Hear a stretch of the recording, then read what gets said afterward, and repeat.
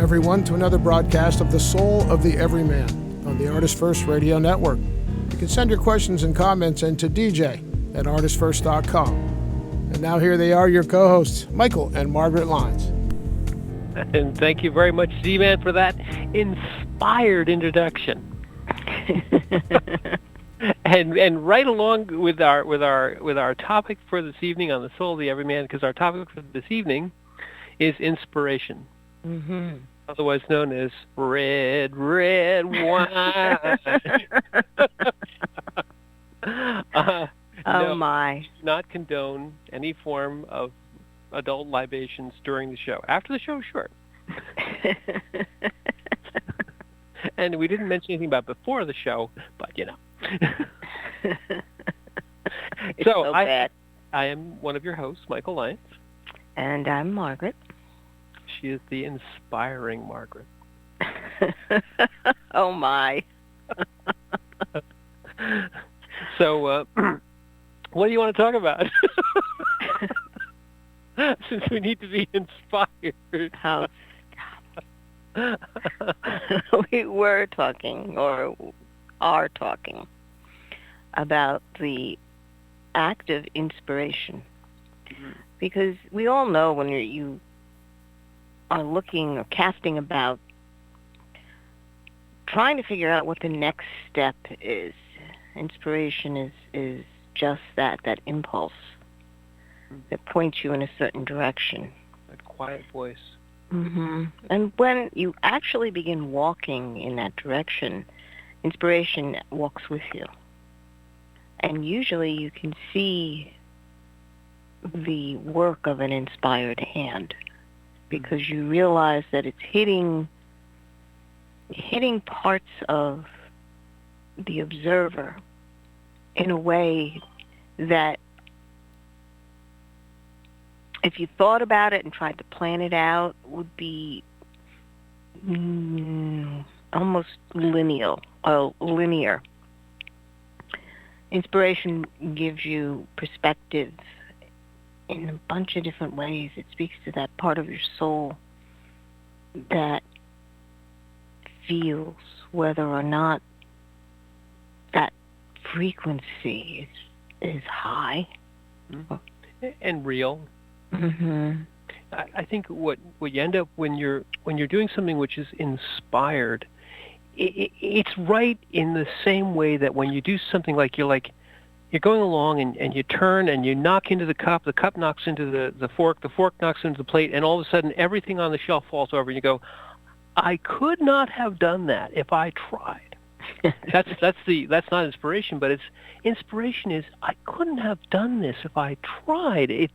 I was sitting there stuck, didn't know what to do, what to write, what to do next, and you let the inspiration come in, and all of a sudden you're writing something, or you're doing something, or you're creating something that that you sit back and go, how in the heck did I even do that? Mm-hmm. And the key is, you're not doing it. Right. Or you're not doing it alone anyway.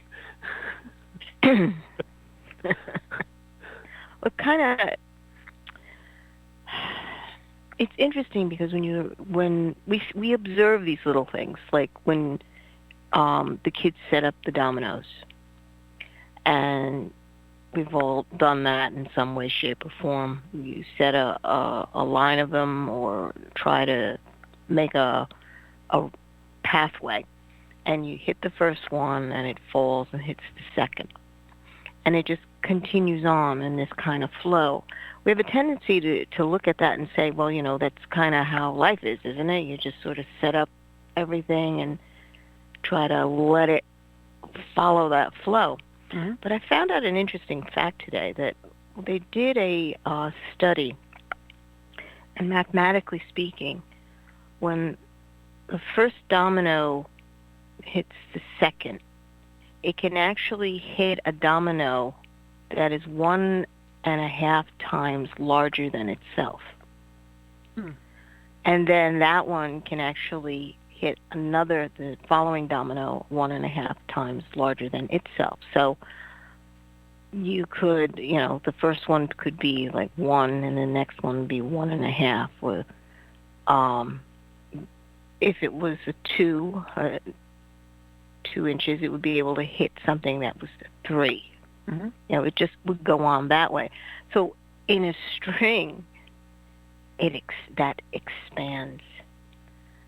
And you think about that for a moment, and you go, what, life is kind of like that.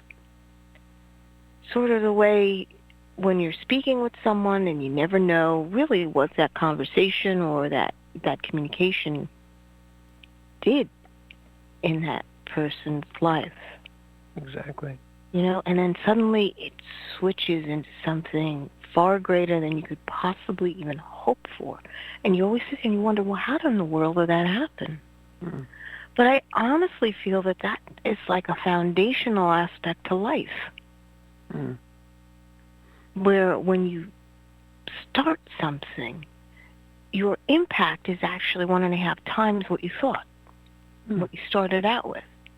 And if you allow, kind of like, what is that game was like, that crazy Clairol commercial, or L'Oreal, or Breck, or whatever. It's like, I told 2 friends, and they told 2 friends, and so on, and so on, and so on. Yes. I mean, that was so funny. I used to love it as a child because you would have all those images multiply on the screen. Right. But it's that kind of almost visceral understanding of how communication affects your world, the people in your world, or the people that you're connected to, or your net, if you would, how it expands out. Well, and I think that there's 2 or 3 very interesting things there. First of all, the thing that you said, your impact is unknown to you, or rather, you think that you're doing, you're putting this much effort into it, and you're going to get that much back, and you do. You put in 1 worth of effort, you get 1 back, but there's that half, or let's just say there's a whole bunch of other effects which then radiate outward. Mm-hmm. Now, we were talking about inspiration, but in this case, this is more of the idea of unintended or unknowable consequences. You don't know what it is that you do that is significant to another. When we had the store, we would have conversations with people, and then years and years and years later, we would see those people again in a different context, perhaps in a different time. And they would come back and say, that time that we spoke together in the store, it changed my life, in capital letters. And you think to yourself, I don't even remember you. not even at that level, but you had no idea what the impact of your words was. So combining that with inspiration, when you look at somebody and all of a sudden out of nowhere the words come up that you have to say to this person, you aren't sitting there thinking, well, I could tell them this and then they'll think that and then they'll do this and then everything will be good. You just say, I was inspired to tell you this. This is the message I have for you. And sometimes this is the message I have to you from Spirit, from God, from outside. Something told me to tell you this. And you say to yourself, I don't know why I told them that. And I don't know why they needed to hear that. And even without necessarily all those kind of wrappings on it, the words that you use, if you allow yourself to be, and this is kind of a loaded word, but to allow yourself to be a channel, or allow yourself to be inspired, and to allow something else other than the little you to say all the words. I've got all the words and they're all written down and I'm going to say them. Well, that's nice. But what you need to do is say, I'm ready, I'm here, I observe, and the words that I need, or the actions, or whatever they are, the thing that I need to do is unknown to me, but I'm going to trust that whatever it is going to be revealed to me at the right moment. And the interesting thing about that is you can speak about that and scare the pants off people by calling it apocalyptic knowledge, because that's what all apocalyptic knowledge is knowledge which is revealed. sometimes at a particular time. Right, revealed knowledge. It brings to mind something that Mother Teresa had said. Whenever she was doing her work, and she was tending children, and she was tending to the dying, and she had no frou-frous about her. And the worst conditions. Picking people off the street in the gutter, and they're dying. But she would put them in a bed and try to comfort them a bit, and they are dying, they're leaving, but they would turn to her and say, "Thank you for letting me die with dignity, not like a dog kicked to the curb on the street." And what she said was, she would pray to hear God again, because she said that she had heard in the beginning, when she started all this, to go and tend to the poor and the lost. But she never heard him again. All those years that she served, she never heard him again. And she would ask, sometimes wonder, am I doing the right thing? And the one thing she said that really stood out to me was, I have got to answer to the face of God that I see. And I need to do this. This is something in my heart. So whenever she was looking for the face of God, she said, you would see that need. And that was the face of God. To answer that need. Where this, in simple things. People think you have to start a organization of some kind and raise money or whatever. It's like, no. Simple things. Bringing water to someone who needs it. Maybe some food, or as she was doing, picking up the dying off the streets of Calcutta to give them a place to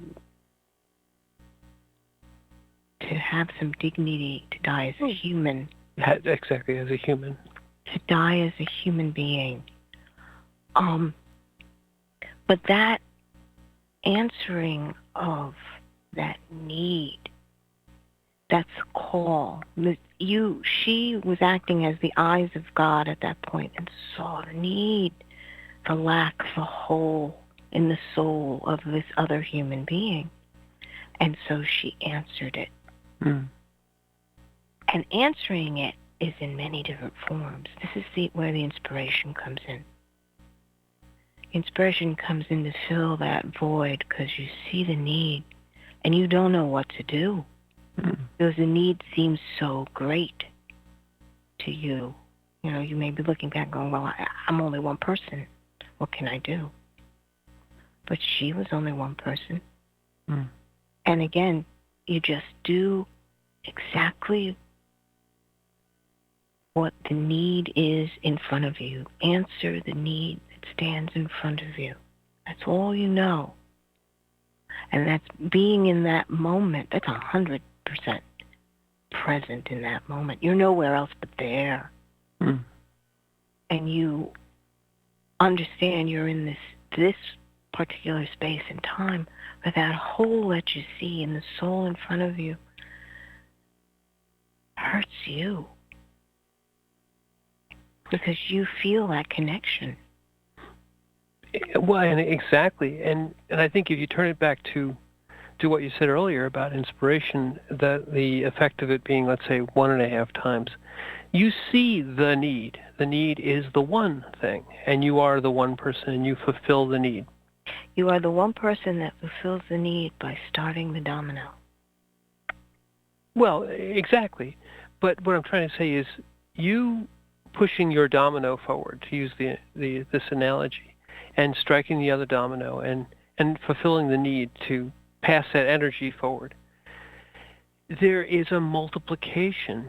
Even if the person you're helping physically leaves, You know, you help someone who's dying, they're not coming back a week later to help you.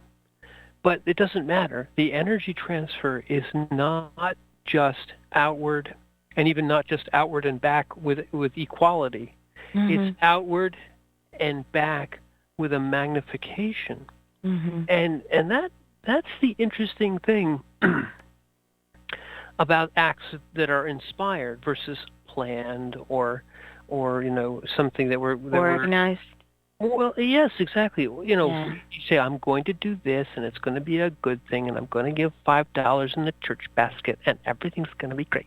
And yes, and all those things are great. They're all wonderful things. But just walking down the street and being inspired to do whatever it is, you know, and the key, I think, is Mother Teresa puts herself into a situation where almost any act that you do for these people is an act of selflessness and love and devotion.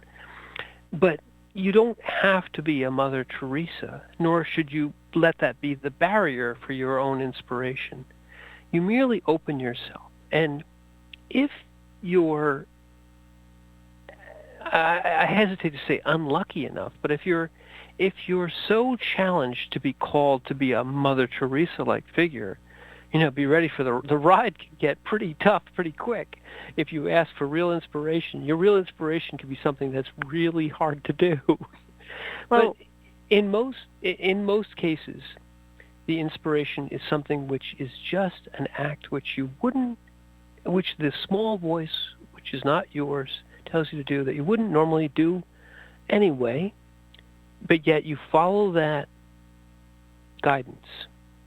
And you do that act, and it seems almost insignificant to you, like the conversations you have with these people in the store, and you think, well, you know, that was nice, and we move on with our lives. But it has that magnification effect, and whether it's 1.5 times like dominoes or 1 to 100 times, which it can be in the case of mother, like a seed.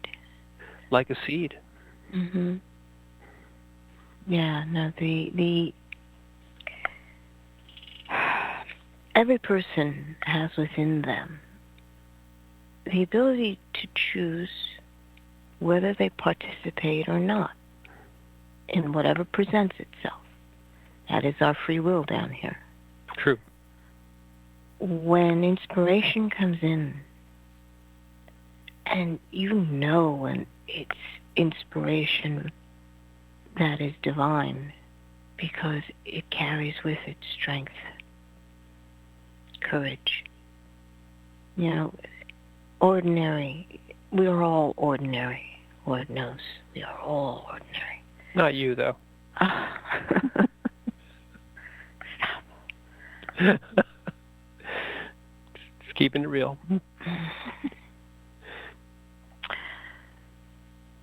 Trying to open up so that with the inspiration comes the courage and the strength to take the next step. You must make that decision in that moment that this is what you're going to do. And when you do, it all pours in. And you complete the task effortlessly because it's not your effort at that point, but the grace that comes in to help you get through it. And you don't know how you get through it. That's the truth.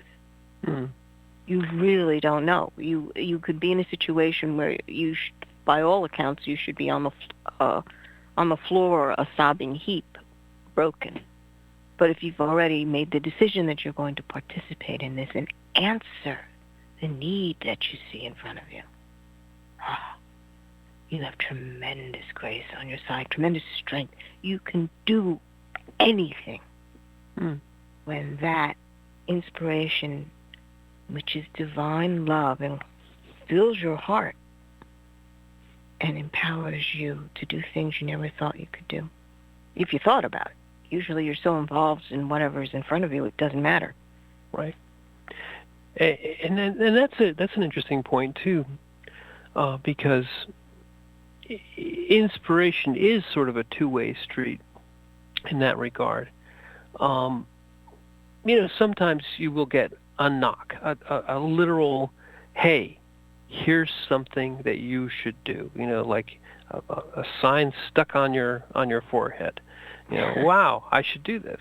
But oftentimes your source for inspiration is really just the openness. If you wish to be inspired, you have to cultivate the openness to listen. We talked a few shows back about the listening with the, or rather seeing with the eyes of the heart versus the head, and the fact that if you just rely on your kind of I head brain to tell you what to do and to do the things that you want to do, you're very much planning out the life, planning out. It's always living in the future, living in the past. You're never in the present. For inspiration, you must cultivate that idea of the quiet space, the little voice, the present moment. And sometimes you just, you take your problem, whatever it is. Sometimes it's just a personal thing. You have a problem that I don't know how to solve. And you could sit there and worry about it happening in the future. You could worry about all the things that happened in the past. You could sit there and try and skull it out and spend a bazillion hours trying to figure out every detail. Or try to figure a handle. Try to figure it out. Or just sit there and go, I'm going to trust that when it's time, to do the thing that I have to do, that I don't know how to do, that I will know how to do it. I will do the right thing. Mm-hmm. You could say you're trusting yourself, but you're not really trusting yourself, because you don't say to yourself, "Self, I know you'll be able to do this." What you do is self. What you do is you kind of sit there, let's say 5 minutes before the radio program goes on, and say, "What are we going to talk about tonight?"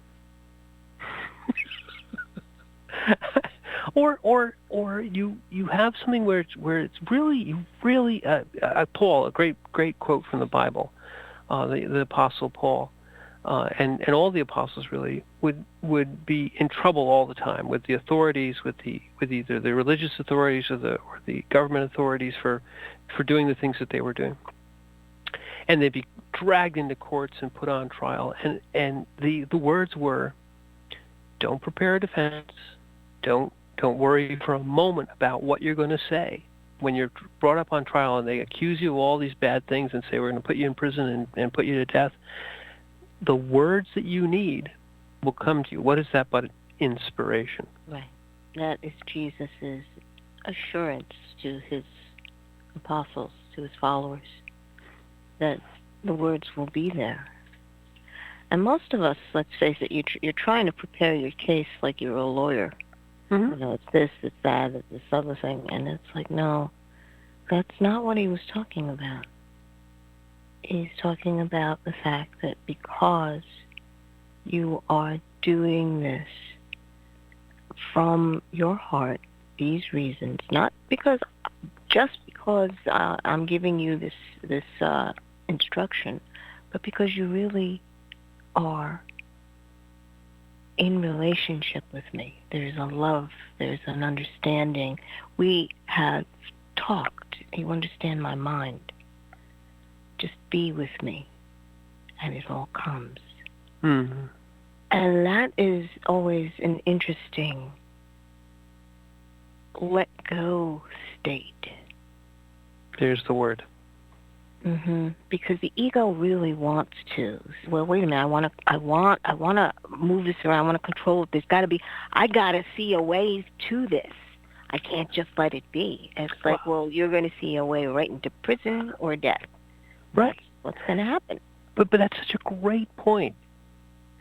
The ego wants to put its hands on it and control it, and if it thinks if I'm not holding on to it, it's just going to get away from me. It's going to go everywhere. It's going to be a mess.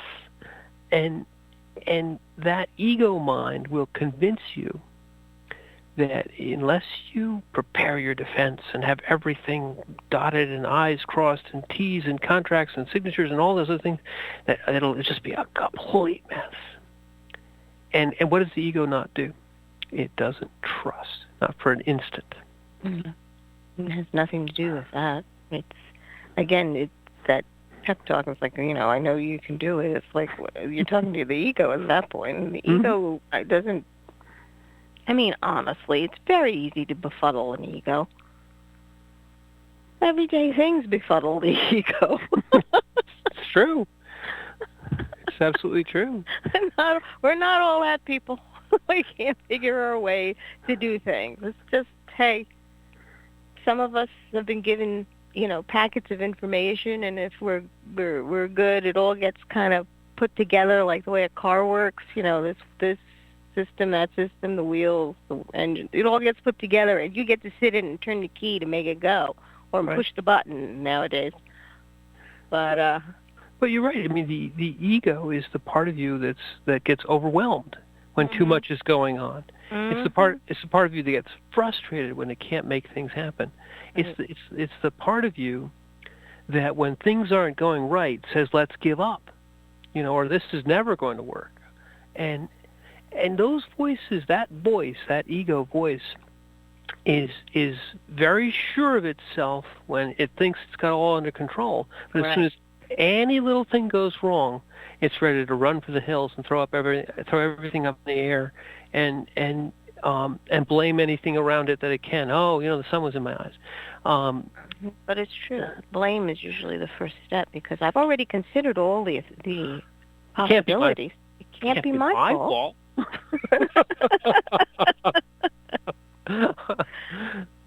Oh my goodness. But yeah, so it's something that will interfere with inspiration.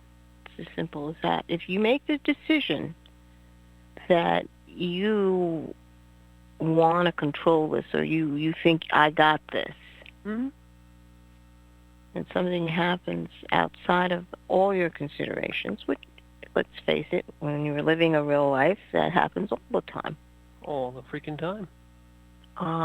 And not have room for sitting there going, you know what, I made a mistake. I really didn't know what I thought I knew. I need some help here. I need a little inspiration. That, what you just said, is the exact process that people don't want to go through. The first is, I admit I made a mistake. I really don't know what to do, and I need some help. Mm-hmm. And what would Obi-Wan say?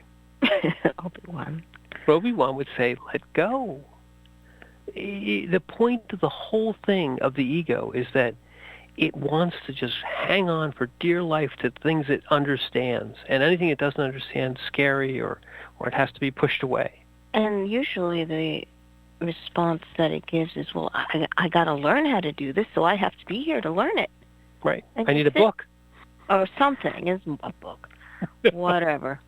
But that's interesting, because that's basically distilling down your learning process to being able to read a book or just do it this way, one thing at a time, as opposed to understanding that your experience teaches you across all levels of who you are. True experience teaches you and engages all of you if you're willing. It's 360. It's not, you said it before in the very beginning, it's not linear, nor is it paint by numbers. It isn't do this and then do this and do this. One of the hallmarks of inspiration is that you start, Edison would say, he'd start with something that looked like a complete mess and looked like it would never work. And then there's this leap of inspiration. All of a sudden, it's all working. And how'd you get from here to there? What were the steps? People come in and say, tell us how to do it. I don't know. I just thought, well, if I turn this and tweak that and scratch my nose, it'll work. And it did. It was cool. And speaking, before we go further, speaking of it working, we have to take a little break and let them work in the back of the studio. But we are going to come back with an inspired second half hour and talk a little bit more about inspiration.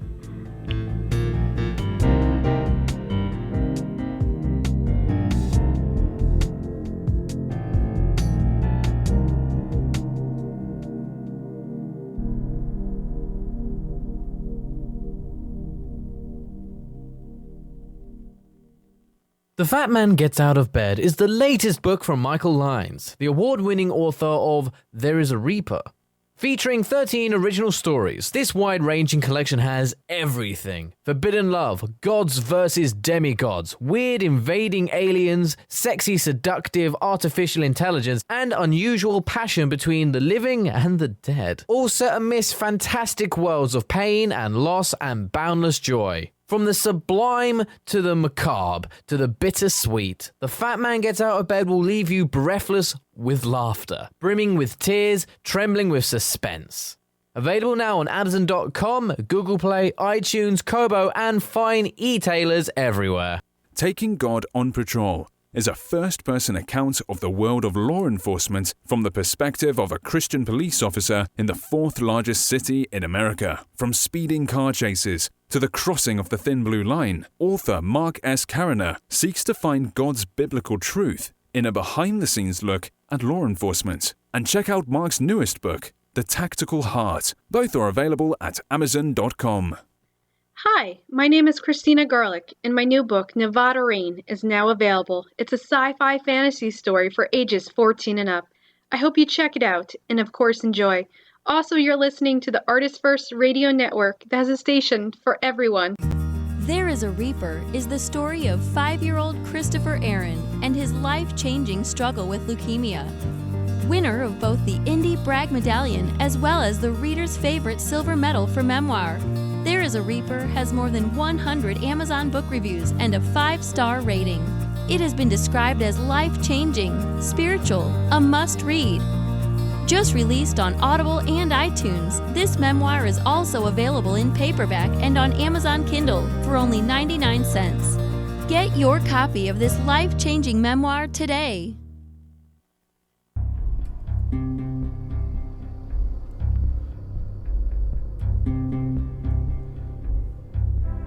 You are listening to The Soul of the Everyman on the ArtistFirst Radio Network. All past shows are archived. You can find them at ArtistFirst.com. Now back to your hosts, Michael and Margaret Lyons.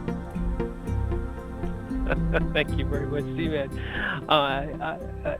We are talking tonight, welcome to the second half of the Soul of the Everyman show, and this top half hour, if you will, as we go back up to 8 o'clock.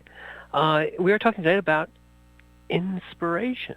Mm-hmm. And we didn't really do this in the beginning of the last half hour, but the actual word itself informs us a lot about what we're trying to talk about here, because inspiration is literally allowing the spirit, and then if without the connotations of religion, just the spirit, let's call it the outer energy that just is not part of you, it's part of the rest of the universe, to come into you and listen to it so that you can then be guided by it. And people talk about that, in lots of different ways. And there's people who channel this and link up with that, and all these kinds of things that have become associated with this idea of allowing spirit to come in. But it's not. All those trappings make it sound very sort of foreign and hard to do, and it's none of those things. Inspiration is the thing that you were doing when you were 1.5 and 2 and 3 all the time. When you figured out, you just woke up in the morning and say, "What am I going to do today?" Oh yeah. Well, that oh yeah moment is the outer energies of the world coming into your heart and saying, "This is what we'll do now. Let's have fun. Let's go do it."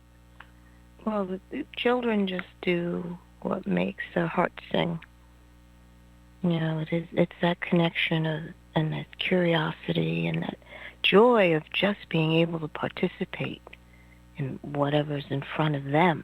Mm-hmm. And be creative. I mean, when you put a piece of blank paper in front of a 2-year-old and you give them a pot of paints or pencils or whatever, they don't sit there and say, "Well, I should draw like a tree here and a bush there and a car." They just say, "Let's go crazy. Let's just whatever comes into my heart and I feel like doing, my Legos, my paints, my drawing, my and when they're done, they'll explain to you exactly what's there. Mm-hmm. It may not look like that, but the inspiration, what was on their heart and came in, is what went right to it without anything filtering it and saying, well, this isn't going to be good. Well, I love giving them a giant cardboard box. Ah, the best. Because it can be anything. And it's wonderful to listen and observe what they do with this cardboard box, because they go through this sequence of pretends. It looks like this, we can make it that. If I cover it with this, we can make this. If I cut a hole here, we can have a door. Or maybe we need windows. Or do we need, it just goes, it's a house, it's a hospital, it's a fire truck. Spaceship, whatever. Everything. It's everything. And that kind of play opens you up to just being in the moment. Mm-hmm. It's really literally being in the moment. And that's sort of the foundation of, they come into a room and they see the giant box, and to them this is like, there's a need here. What can I do with this box? Exactly. This box needs me. But it's true. That's exactly what they do. Yeah. Or, if they go in the backyard and there's a giant hole. Oh, God, a hole. A hole can be anything. And they wind up, after they're jumping in and around and through, they wind up filling the hole back up. Well, all you need on any beach in the world, if you want to attract a crowd of children, is you will just put a shovel in the sand and just take one shovel of it out and make a hole. And children for seemingly miles around will congregate together on your hole, on the hole that you've started, and they will turn it into anything. Mm-hmm. A time tunnel, a fortress, you name it. Yeah. And the inspiration comes in, and you can. The amazing thing, fascinating thing, Margaret, is when you do that, all these kids come together of various ages. None of them even ask each other their name, right? Or what we're even doing. They just say, "You do that. You do this. You do this." Or one of them will stand and say, "Let's make a moat." Right. Or oh yeah, boom, off they go. Boom. Mm-hmm. And I'm doing a tunnel in it, and it's the collective experience is one of just this seamless flow of creativity and inspiration, all happening at the same time, and that is what you want to cultivate. If you put adults next to a hole on the beach, if they're wise, or if they're allowing their hearts to speak, they instantly become 2-year-olds again, and they start digging in the hole. Mhm. Mhm. And then the mommy comes and says, "You got to fill that up." Well, yes, but the point is, even if you fill it up at the end because you don't want somebody to fall into the hole, the inspiration was had, and I think that's part of why people find being at the beach so incredibly soul nourishing, because you allow yourself to be inspired without putting a lot of judgment and a lot of ego in the way. You just stop all that. The ego mind says, "Shut up, go count the sand grains and leave me alone." Well, actually, what it does is it shifts the mind consciousness into an almost in utero state. Mm. Okay, so you're not really thinking a lot about what you can do when you were in the womb. I mean, you were there. And maybe you can move a limb or two, and you can hear muffled voices, but it's a different functioning of the brain when it's in utero. Mm. And listening to the sound of that ocean is very soothing, very calming. Feeling the breeze. Only you're not in a uterus anymore. You are at the beach, huge body of water, and the movement of the waves and the sand. It's like, okay, let's see what we can do. It's again, when the baby extends its hands out or its feet out, you're doing that in that moment. pushing against the sand or playing and gathering up the water to fill the hole that you've just dug. Just this sort of, it's going back to an almost primal state of being, where you're not thinking with the first brain, but it's more second brain interaction, where the body understands the environment. Well, and you said it, it's a being state. The ego is always in a doing state. And when you're doing things, you've got to figure out how to do them and when to do them and why to do them and all the things, go through the whole litany of who, what, where, when, why, and how. And the being state needs none of those things. It's just like open and let's just go. Let's just where does all great art and great literature and great music and all the things that make life worth living, the true genius is when you're inspired. Yes, you need the training. Yes, you need to be able to understand how to work the materials and do the physical things that you need to realize the inspiration. But that inspiration that comes in is not from all those things that you've learned how to do. Picking the picks and. Well, yeah, with music, you need that inspired touch so that it may be a song that you're well familiar with, but when you sing it, are you able to express what's deep inside your heart in that moment, so that the people around you, just like the domino that's reaching forward in energy, are you able to reach forward with that expression in your heart to another person's heart and all the other people? Is it amplifying? Because that's what it does. It increases as that wave goes out. And that is an amazing thing to participate in, because then that whole room becomes of one heart.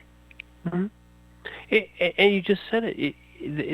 That the effect of, let's take a singer who sings a song, which we may have all heard, but yet they catch you with their inspiration, and it magnifies. And suddenly you go from being one person who was inspired to sing a song, to where everyone that is within your hearing, and maybe many, many more who were never even in the room, are caught by your inspiration, and their lives are changed in some ways small, some ways large, some ways forever, some ways, just the power, and we spoke of it way in the beginning, the power of what you do when you allow yourself to be inspired rather than planned, it is immeasurable.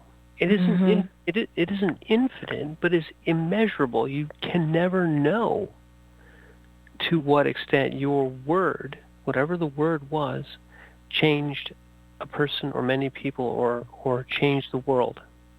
Affected, yes. And it's interesting to think that just as the physical domino effect happens, where it's a magnification, the one falling can knock over 1.5 times more of the next one, and that one can do 1.5 times more of that. That is a natural physical description of what goes on down here. I mean, that's baseline to the physical existence down here, and that makes you pause. Because you sit there and you go, if what you do amplifies out by 1.5 and iterations, what are you really doing down here? And this world is meant to grow in that particular way. So what is it that is growing? I mean, that function is It's non-linear. Well, yes, it's non-linear, but it's not good or bad. It just is. Just is, exactly. Okay? And you sit there and you go, it doesn't.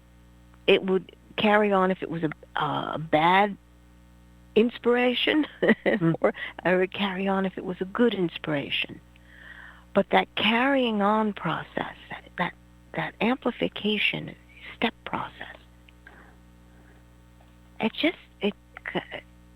takes you aback for a moment when you really think about it. It's like you have an ability, by your words, to be able to touch into something. It could be a moment, it could be a person, it could be just anything around you. And you change it by 1.5 times.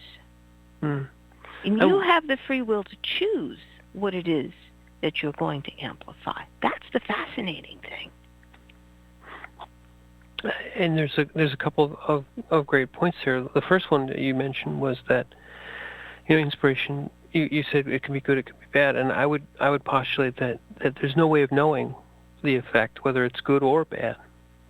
But the whole idea, though, of an unlimited process, or rather, when a grain of sand starts, or a grain of ice starts the avalanche, a grain of sand starts, is the one that bursts. It's that whole idea of the cascade effect.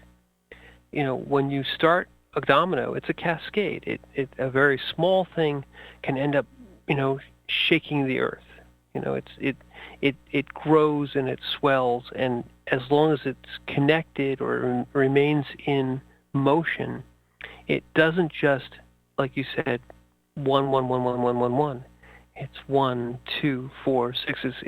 It moves and grows. So what is our universe? If you look at it from the outside, from the outside of the universe looking in, it is something which is growing without what we can, as far as we can tell, without cause.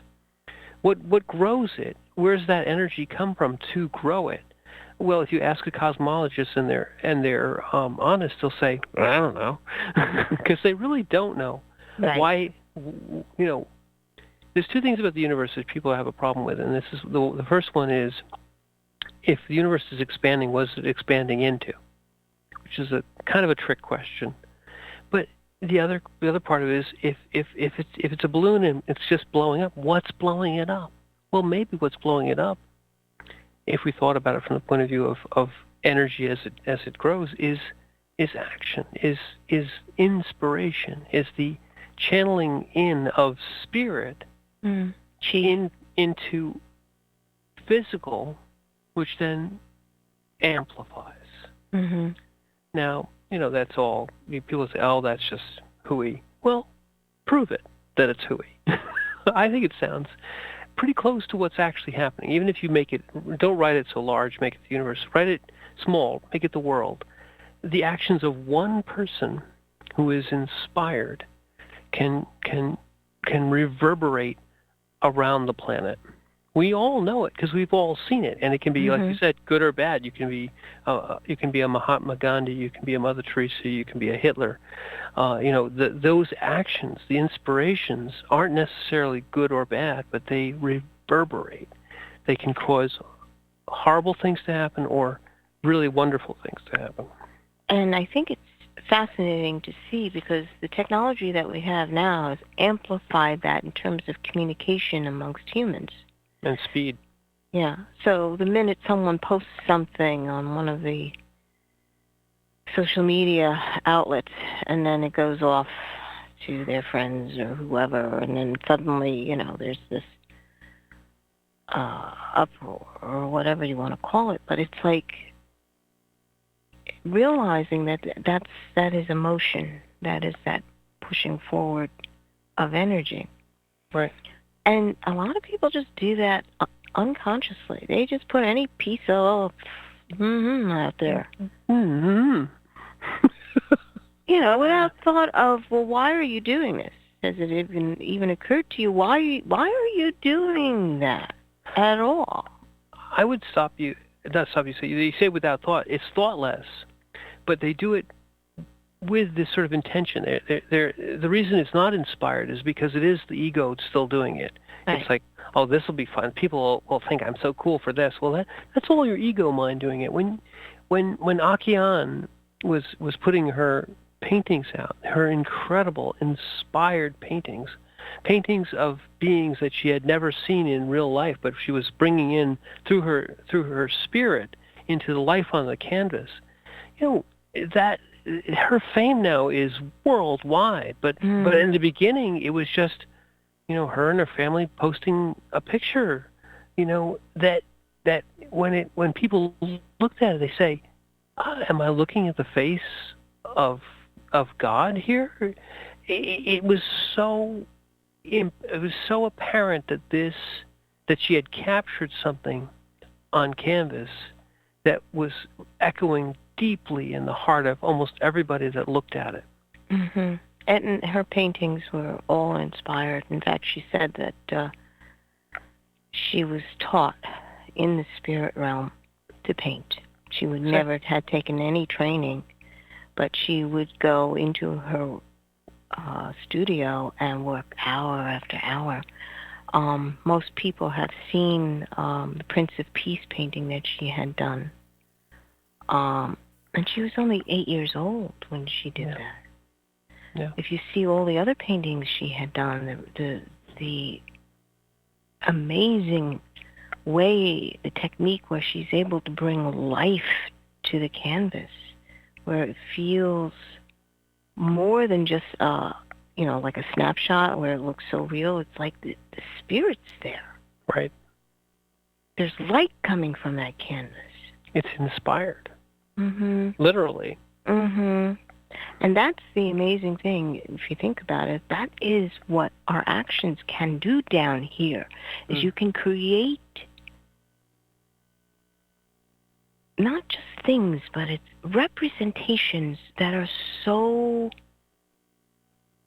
reachable, that can communicate clearly, because it shows spirit, and your spirit responds to it. Mm-hmm. It encapsulates a true part of spirit, which you can never capture all, but you capture enough in the physical that you can pass it on.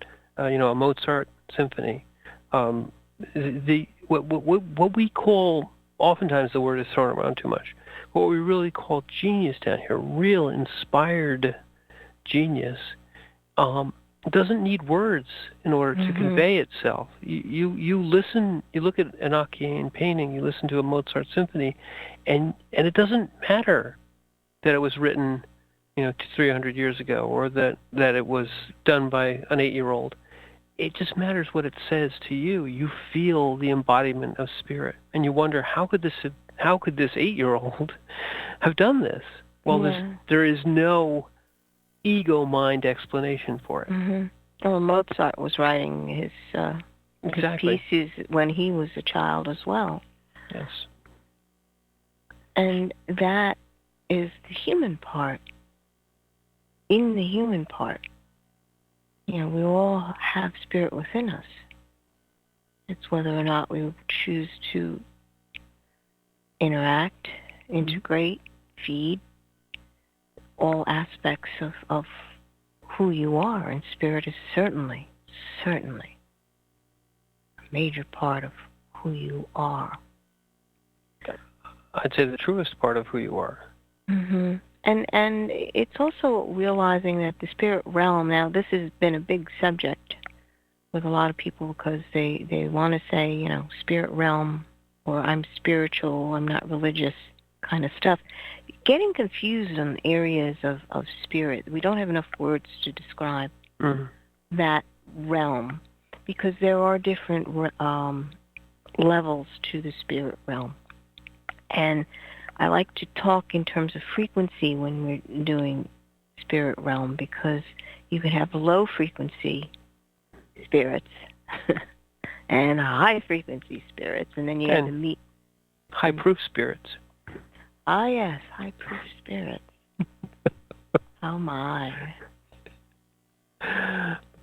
Go ahead, sorry. Mm-hmm.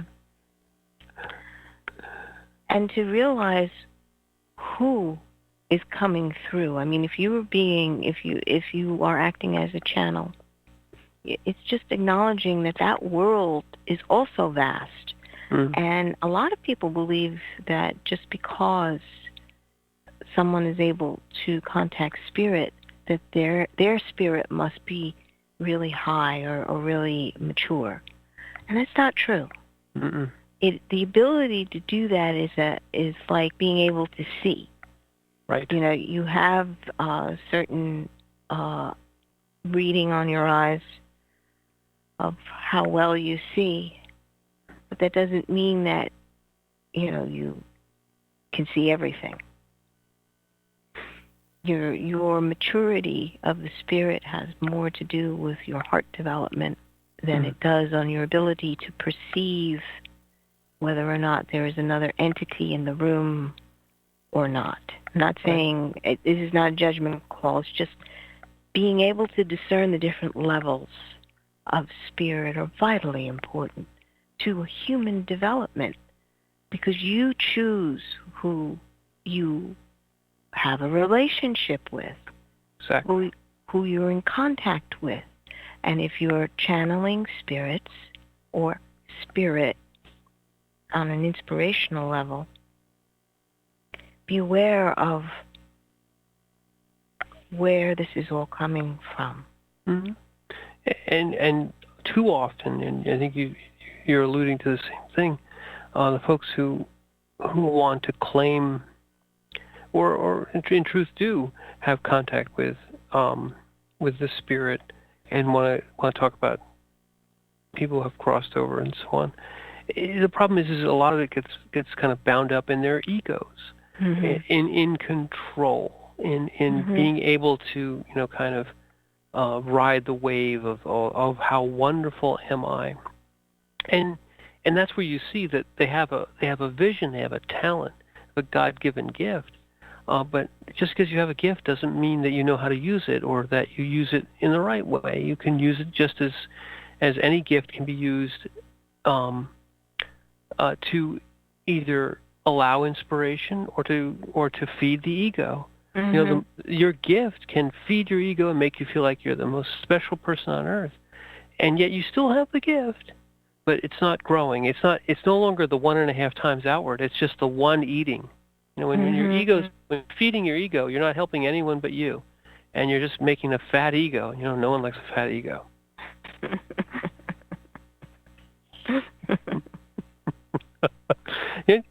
We don't know anybody that has fat ego. That would never happen. But the whole thing is, if you're feeding spirit, if you're inspired and you're feeding spirit outward, that's where you get the amplification effect. If you're inspired and you use it to feed your ego, nothing's amplified. In fact, it's just grounding it in to you. Well, it's a closed system. There's nothing that's going to be able to help grow, because you won't receive anything unless it's coming through your ego. And the ego itself is a very low frequency. So are we? Yeah. Well, we seem to have reached the end of our program. This inspired program. And I'm one of your hosts, Margaret. She's the hot one. And I'm one of your other hosts, Michael, the not so hot one. Stop. And we thank you for listening. Yeah, you guys take care.